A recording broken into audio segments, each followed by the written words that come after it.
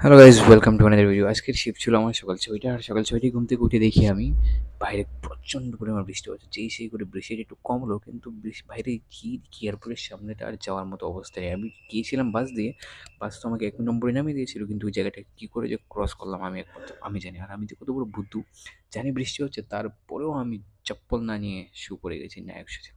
যাই হোক, সেই করে ব্রেক টাইম হয়ে গেল। ব্রেক টাইমে বাইরে খেতে গেলাম। খেতে গিয়েও দেখি বৃষ্টি আর বৃষ্টি, হালকা হালকা বৃষ্টি পড়ছে। তার মধ্যে পুরি সবজি খুবই টেস্টি হবে, তাই আমরা পুরি খেতে চলে আসলাম এখানে। পুরি খেয়ে আবার আমি চলে গেলাম আমার অফিসে। আর অফিসে যাওয়া আমার নেক্সট ডেস্টিনেশন ছিল র্যাম্প সাইড। আর র্যাম্প সাইডে গিয়ে দেখি না, পুরো র্যাম্পে বৃষ্টির জল একদম ডুবো ডুবো ভাব। একটা ফ্লাইট তো ডুবেই যাচ্ছিল, কোনো রকমে ওকে বাঁচানো হলো, রেস্কিউ করা হলো। এই দেখুন, ফ্লাইটটা ডুবে যাচ্ছিল।